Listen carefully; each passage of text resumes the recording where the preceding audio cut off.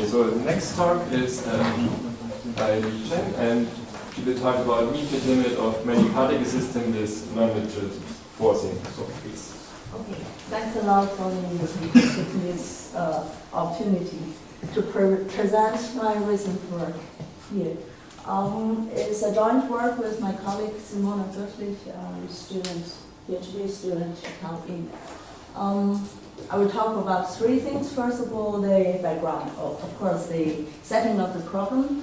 And the second part is on the mean field limit convergence discussion. And in the end, also we try to study the limiting problem, the existence of big solution of the limiting problem, which has been used already in the second part for a discussion of mean field limit.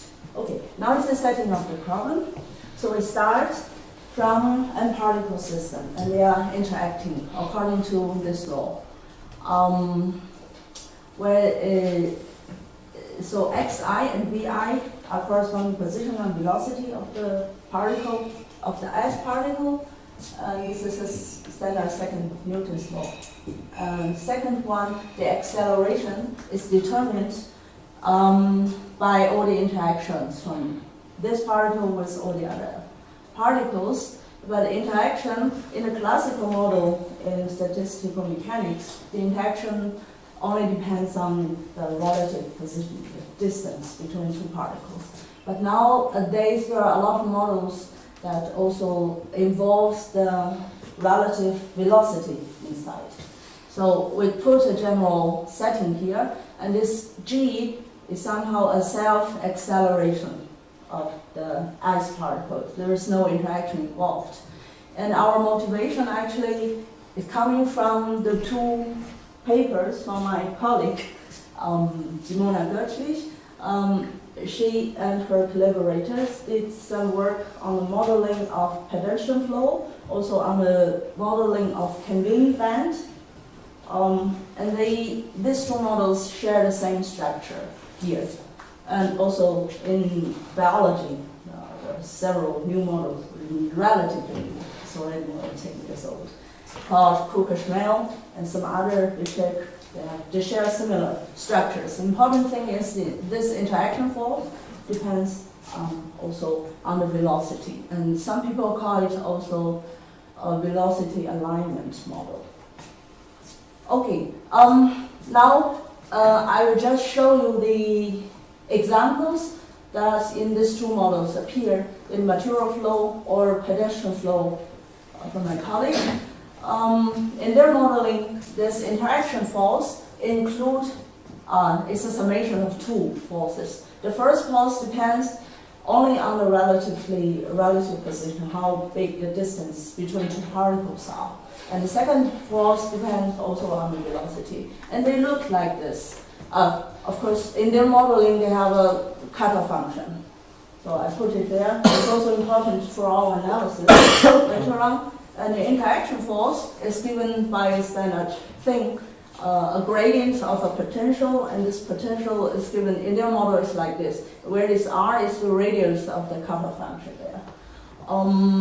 K and all of this, K, gamma, appeared here are physical constants, positive constants. That's the interaction force, and the another interaction somehow is coming from the dissipation. They say that, well, the relative velocity, you have to project it in the direction of the relative position, and the normal direction and tangential direction of that, with different constant.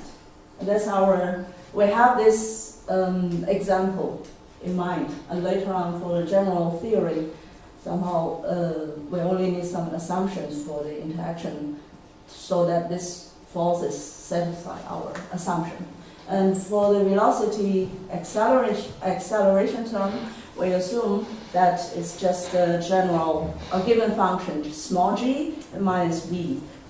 V is somehow a damping in the velocity direction. And this v is important, of course, also in our analysis, and this v appeared in both models, especially for the conveying band model, means that there's so many, the small bottles are conveyed or particles conveyed by a band, and the band is taking them. This is a kind of constant force there. And this G in the pedestrian flow model is coupled actually with another Eichmann equation. So far we don't know how to do that. But we just assume that G is given, L infinity function. Okay, so we have this as an example in our mind. And then one question about the cutoff. This cutoff function H. This one. Is this in space and velocity? Yeah, in both. So in space it's like a ball around X, and in velocity Exactly. it's a ball around also V or around 0? It's a ball. It's somehow that if they have so much difference in the velocity, they don't think that the others will influence this. And V is already the relative velocity between poles. Yeah. Both, because this X and V are relative relative right. variables appear here. Yes, okay. Yeah. Okay, then formally, if you take such so-called mean field limit, we arrive at intermediate level, mesoscopic level, this Vlasov type of equation. And the convolution comes from this interaction term. If you go one step further, here in this slide, I just show the whole model hierarchy. And we are doing also somehow in different levels independent works. I'm not going to show all the other works in this direction, but only focus on this Vlasov type of equation. If we go one step further, so some non-ansatz, suppose that this F is just given by this, suppose all the particles share the same velocity, and then you arrive at fluid dynamic system without pressure. Yeah. The mean field limit you're doing, are you using Chaos or are you using what asymptotic It's going to come later. It will come later. Just this part is just for the setting of the problem. Yeah, I will show detail how we derive this equation and the well-postedness of this equation for the Vlasov type. But these two things and the different answers is also a hot topic in fluid dynamics system. There are already some works in, I think only since 5 years. Jose Carrillo also did something, and his former student, this Korean guy, Chen, did also something on that. And we did something also, somehow smooth solution, asymptotic stability of stationary states in this direction. Well, that's these two models, these two hydrodynamic systems, I'm not going to talk today, of course. But just let you know the whole model hierarchy. This model hierarchy already appeared in the modeling paper in 2014, 13, something like that. Okay, then the second part, I will show the rigorous derivation of the kinetic model, which is in statistical physics called mean field limit. This is the system, particle interaction system that we are starting. By the way, the setting is for 2 dimension. We have the background as the pedestrian flow is in 2-dimensional movement. Also the convey band material flow also in 2-dimensional thing.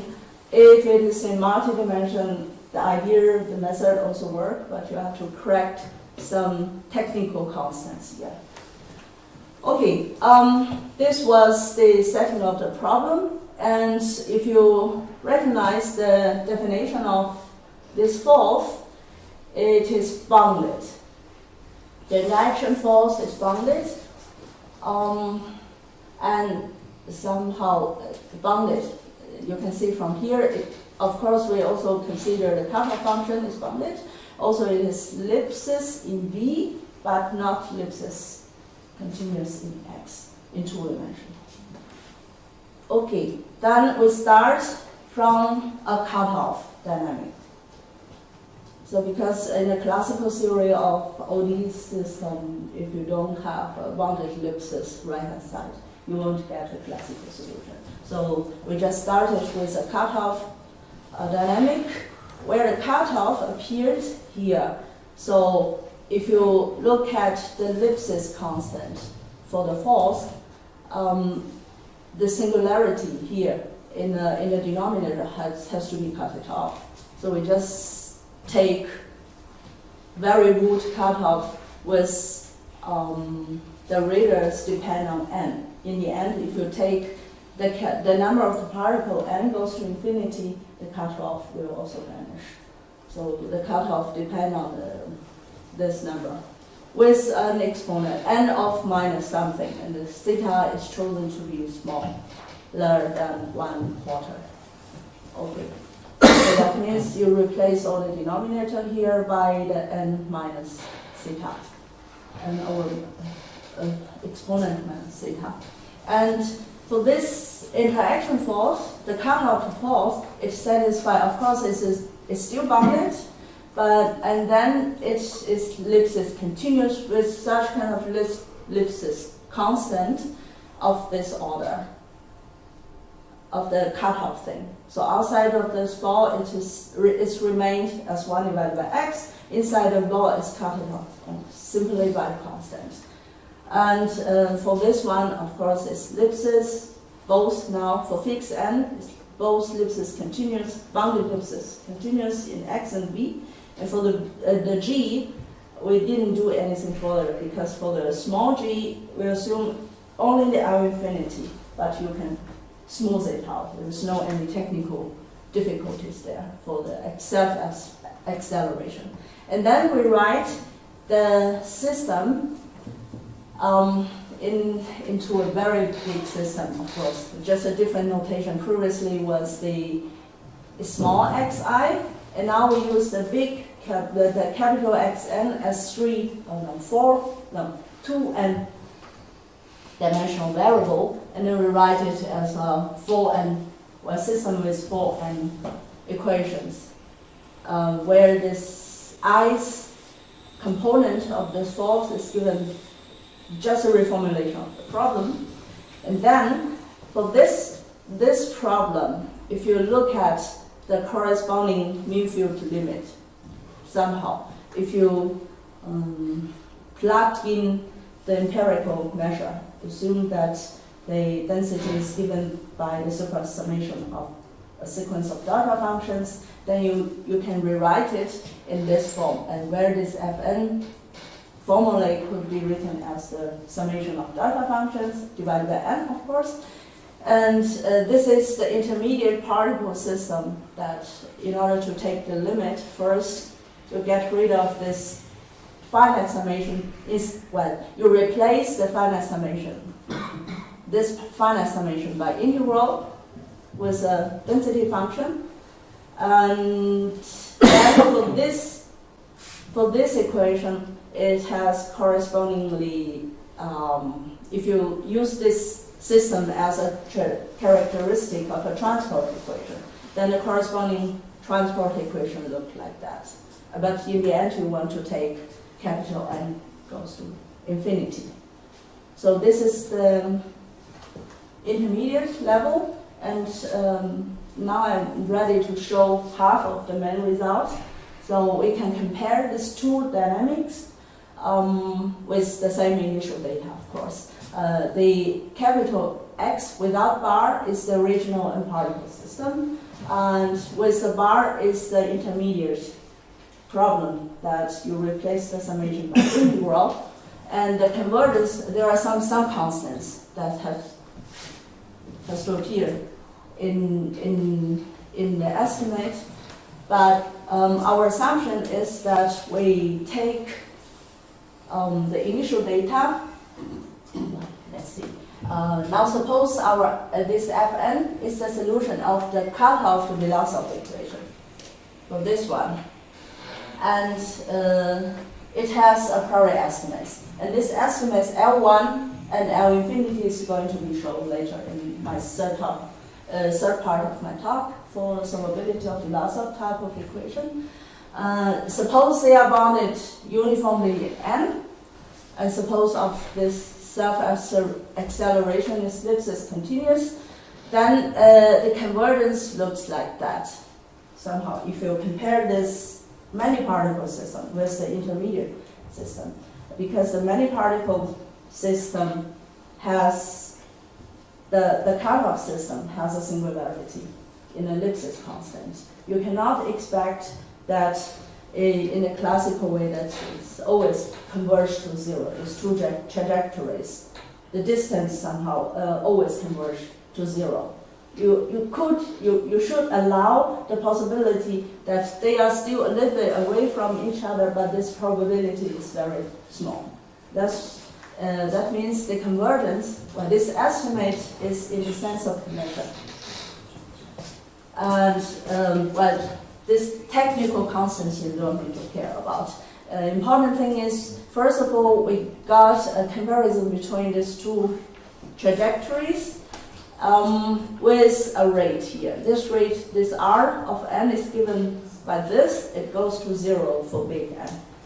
The assumption that I'm going to show later for these two boundedness, these two quantities. May I ask? Yeah. So, but what are the XS and VS?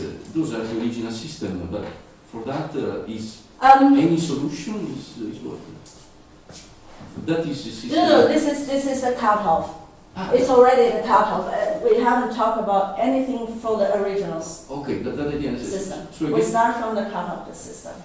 And this x bar is the corresponding trajectory of the Vlasov, cutoff Vlasov equation. In this setting, it's the same as the bounded ellipsis false. So it's just the limit and the particle system. Okay. Yeah, it's everything done if it is perfectly bounded ellipsis, but our contribution here is we have this estimate. In the end, we have the chance to take out the singularity, only in the limited Vlasov equation. Yeah, and so now I explain a little bit of the idea how to get this estimate. So it's a comparison of the cutoff many-particle system and the cutoff intermediate system. Okay, the idea is now we always use the bar as the intermediate stuff.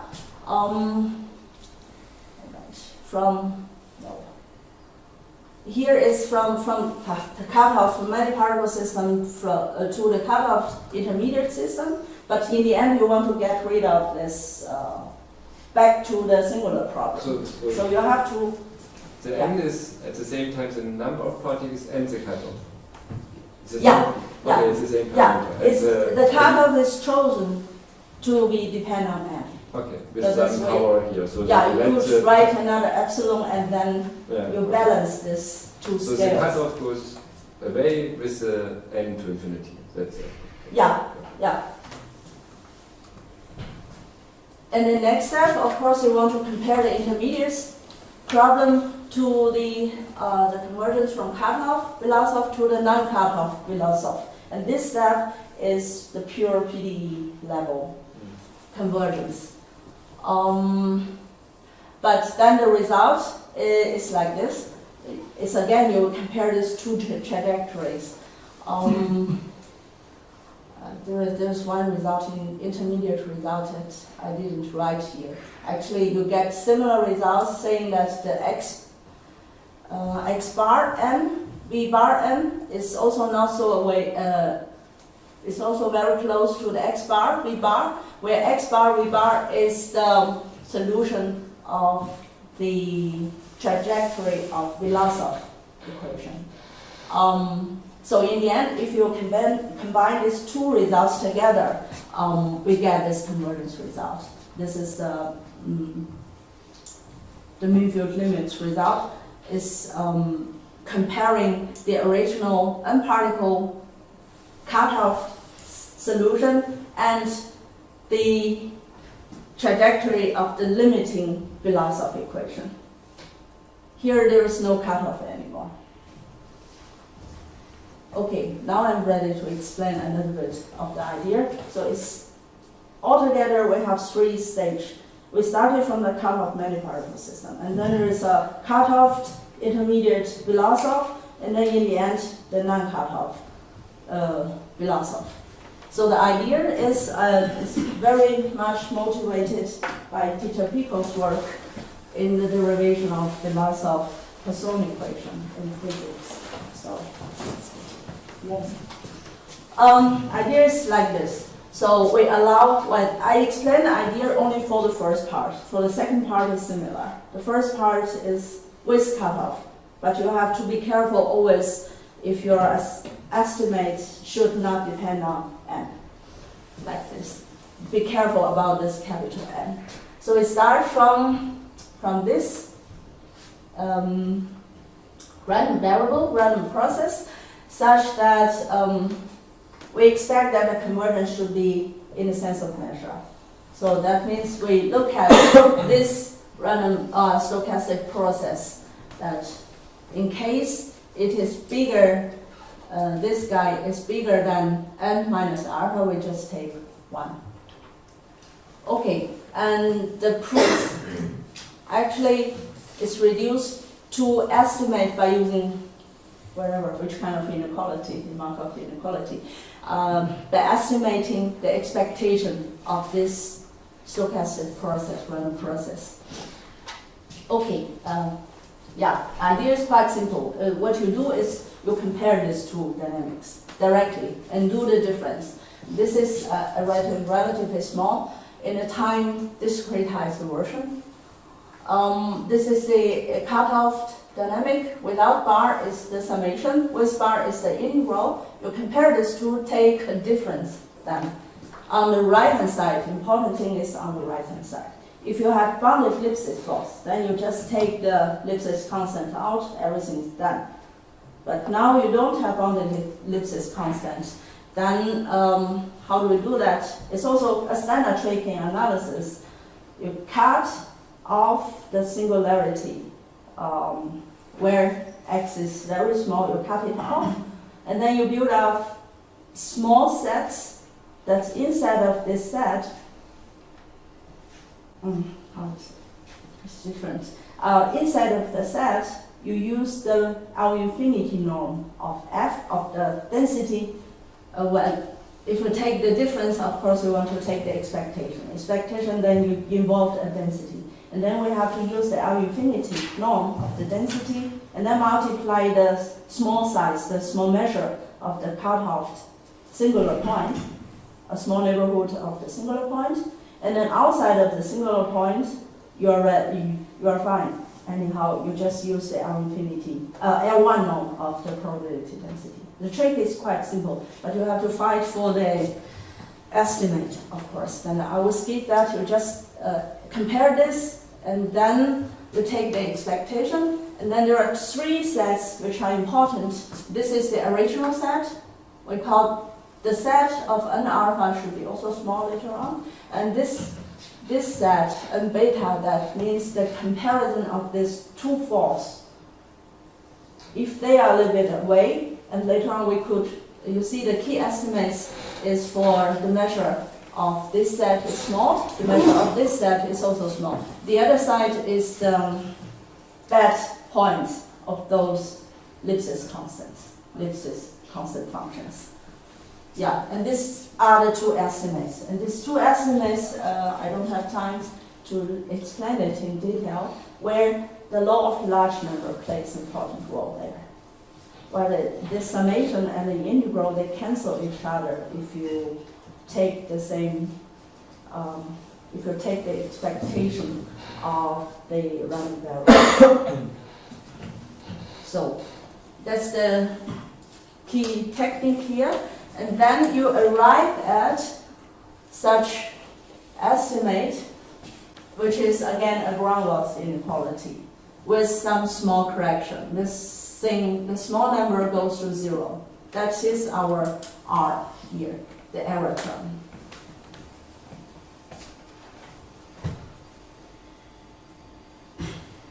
Yeah, but technical things, we need some more computation, but the idea is quite simple. Just cut off the singularity. Okay, then we are done, almost done. The second part I omitted. We're done in proving the convergence, somehow the comparison between the trajectories. Not here, this one. This is the original cutoff, the trajectory. This is the end, non-cutoff, the characteristic of the non-cutoff it's not here, Vlasov equation.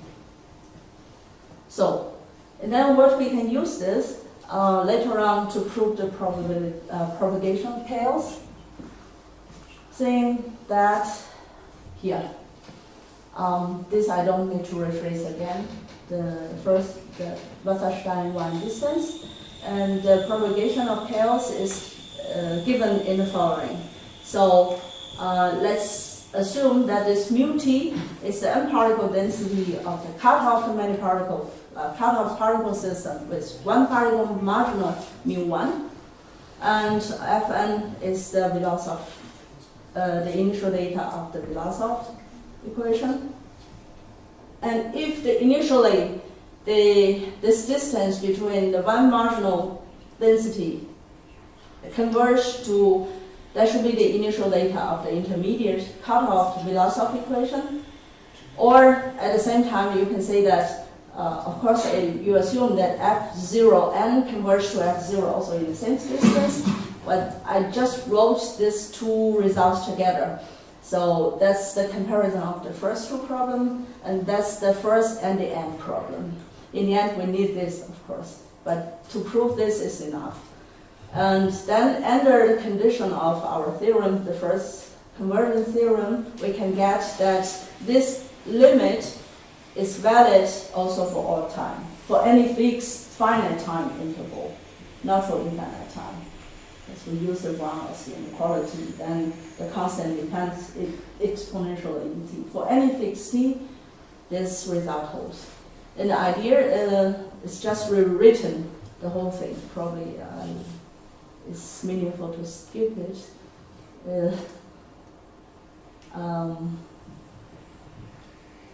Yeah, you use the definition of the bounded distance, and then for any fixed point xv, you just push it back along the trajectory to the initial data, and then if the initial data is factorized, then you are on the safe side for any fixed t. But the trick is you have to be always careful about the small sets. But anyhow, it's the same strategy. I will skip these two slides and leave more time for the existence of weak solution for the Vlasov equation. That's our mu-field limit equation. That's the Vlasov equation. If you remember, in the proof of mu-field limit, we assume that the intermediate problem, the solution of the intermediate problem, Fn, should be bounded uniformly in L1 and in L infinity. Then we have to prove it. And that's the result here for the Vlasov equation. The weak solution is defined in the general sense, in the sense of distribution, take test function. And then the result is that we need initially bounded kinetic energy for the Vlasov equation, and we need also the bounded second moment in space for initial data. Then, initial data has to be in L1, intersect with L infinity. Then the Vlasov equation, this kind of Vlasov equation, it's different from the Vlasov Poisson because this convolution also involves the velocity variable, the v variable, and it has a weak solution in this sense, in this space. And it is, especially we have the L infinity norm estimate, but it's different from the physical model. The L infinity norm is not bounded uniformly by the initial L infinity norm, because the trajectory also depends on velocity. There is exponential increasing in time estimate. I will show you more details why it happens. And then we have also the conservation of mass and the boundedness of kinetic energy. That's uniformly in time. And this is quite simple. It's coming from the damping term. Without the velocity damping, it will not be true. And the other thing is increasing exponentially in time. But for finite time, everything is bounded. That's our result. And in order to prove this result, But of course, at the same time, we have to prove the same thing for Fn. That's more important. We have to estimate uniformly in N. And then we start from the cutoff Vlasov equation. For the cutoff Vlasov equation, there is we find a reference to cite that is from François Gauss lecture notes in 2013. He has later on also several other lecture notes. That the setting was like this: you have a very big system. This Z is a big. What is it?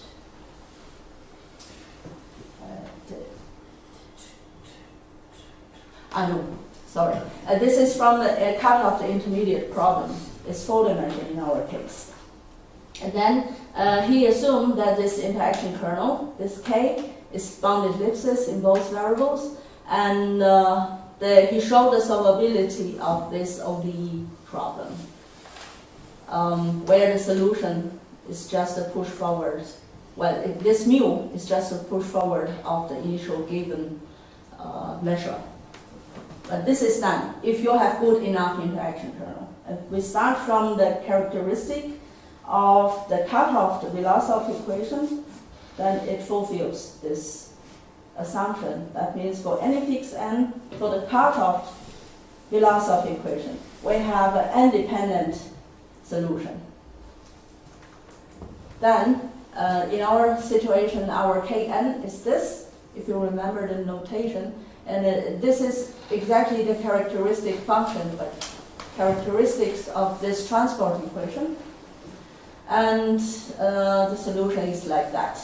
But the difference is, well, not difference, actually here, say the conserved type of, how do I write it? dt, partial tf, plus divergence of, now I have a z,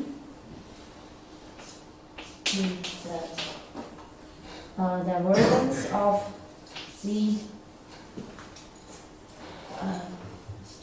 to write it, a false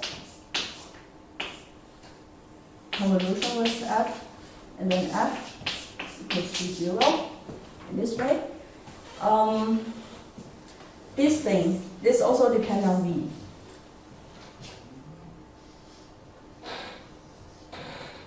And it's different from the explicit version of the transport equation, where you have a v and then the divergence of something, divergence of v dot gradient of f. This is different.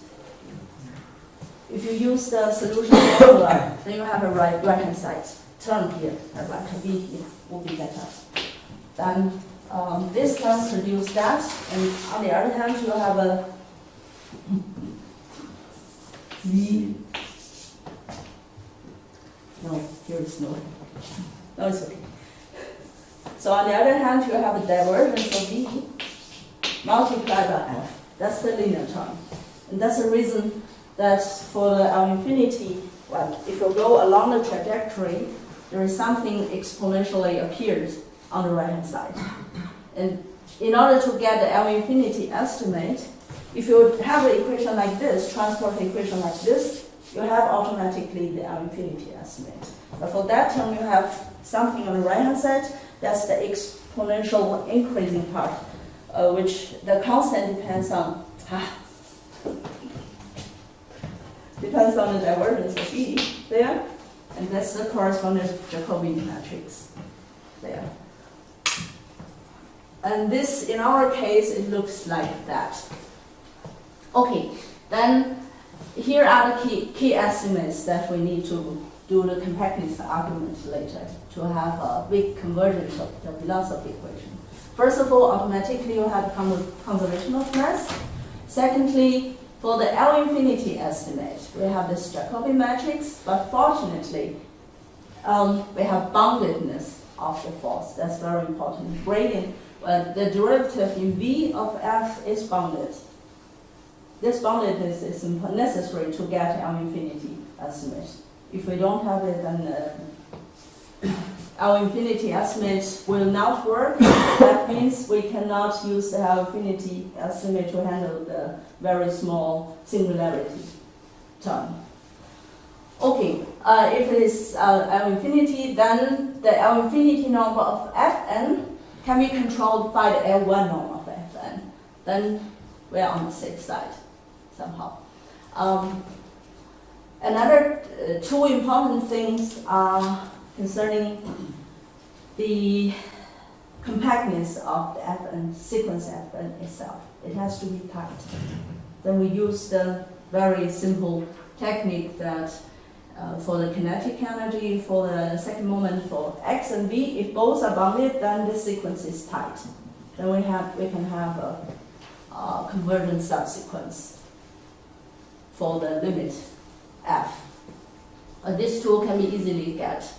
The first one, you get it from the damping term, and the second one you just compute it by straightforward computation, like we replace the representation of the time derivative by the function, by the equation itself. Then you get this, and it's again bounded by x squared itself and the v squared. V squared is a constant there.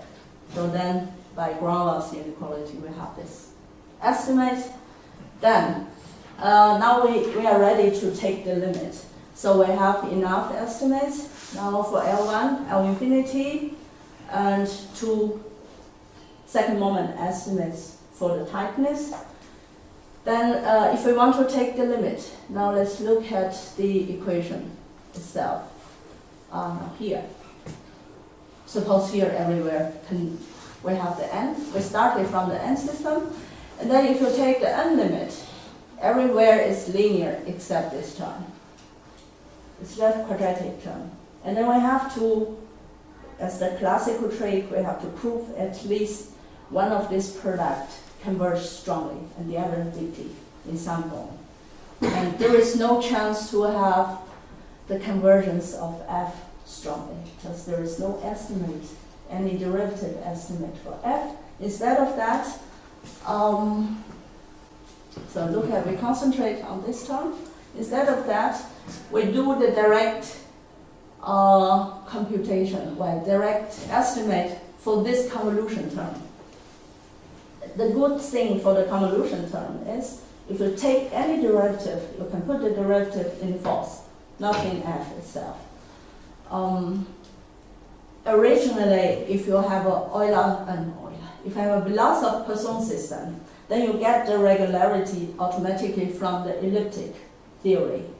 In the Poisson equation, this false is just the fundamental solution, gradient of fundamental solution of Poisson equation. Then you have it automatically.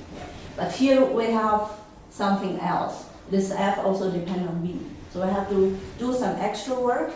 So what we have done is we try to put them together as one term and do the estimate for this term only. And first of all, we have the L infinity L1. That's not so difficult. What we have is this capital F. This false is also in L1, also in L infinity, bounded. Then these two automatically true. It depends also on the cutoff rate. Cutoff is also necessary. And then we do the the velocity gradient in v. Then it depends on the gradient Vfn. The gradient of Vfn is also in L1, somehow good enough. And here is in L1, L infinity L1, the same quantity for L infinity.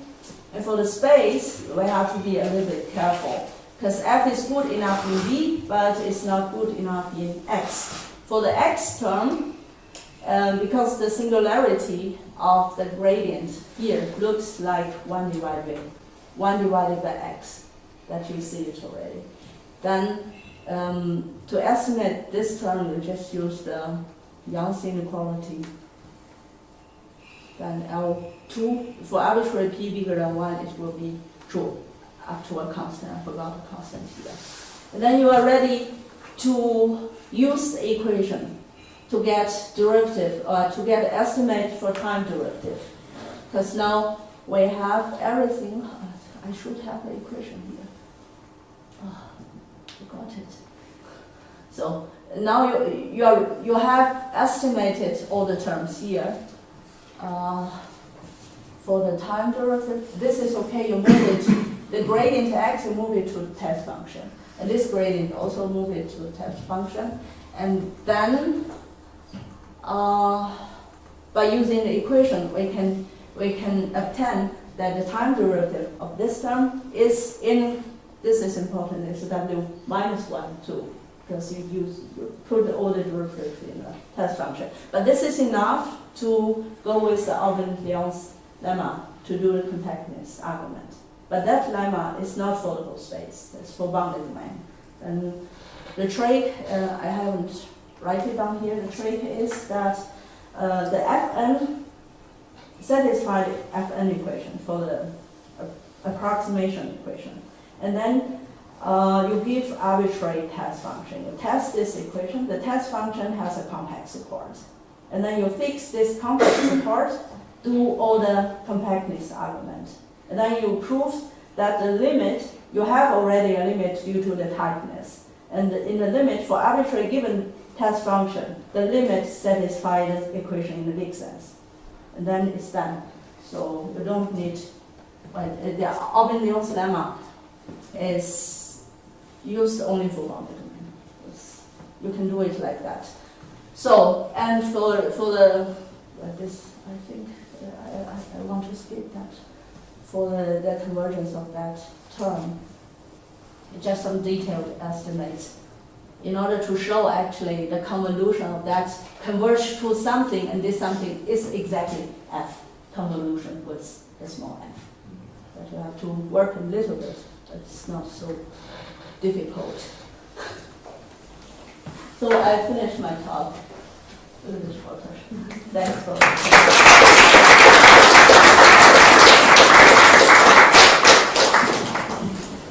Okay. Are there any questions?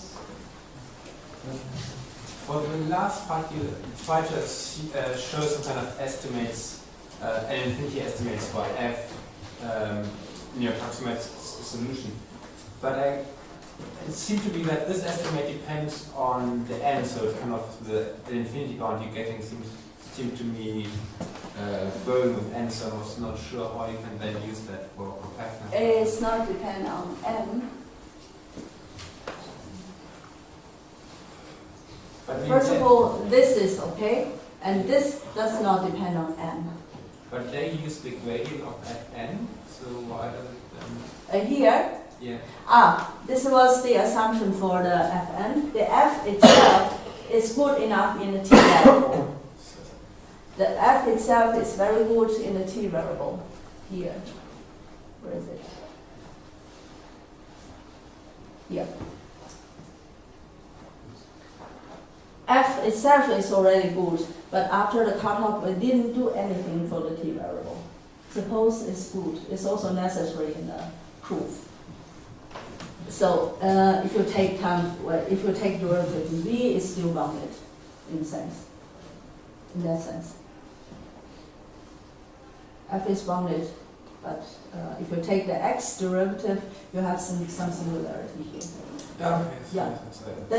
That's the only singularity that we can handle in the x variable. But for the v, difficult. We use, as you said, in the gradient v of Fn, we need it to be bounded uniformly. Oh, too fast. Here. Here. Yeah, please. There was a point, actually here, you use moments to have tightness, which means that you have a subsequence that converges to a limit. How do you know that the limit is absolutely continuous with respect to the vec? How do you know that you get density function, not just a measure?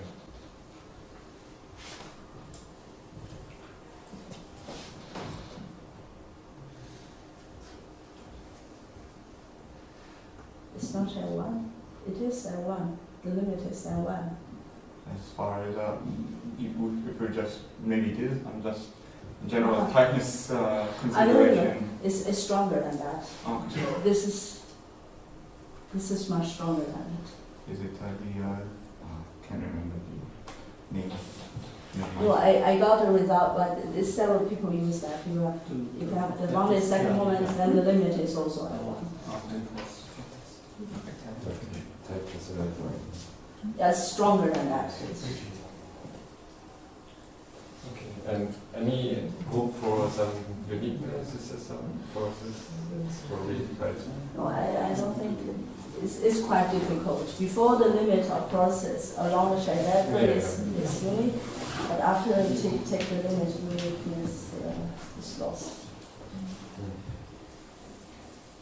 Okay, and then also because of the probabilistic section, so what it would be if you would do add some stochasticity in the particle system, so which would then... it won't change anything. Yeah, so this is the limit. Okay, and then you would have some kind of Vlasov machine. So it would have also... It's focal Planck type, it's Laplacian UV. Yeah, actually the mean-field limit part, it doesn't matter whether your initial many particle system with the noise or without noise, it doesn't matter. It could be done too. But then for the estimates, we have more actually from the Laplacian of V. Yeah, you would expect some we have more estimates, yeah. Okay. So you have results on this or? No. No, okay. No, because the original model doesn't include noise. Okay. But I guess it will work. Since we no further questions, so thanks again.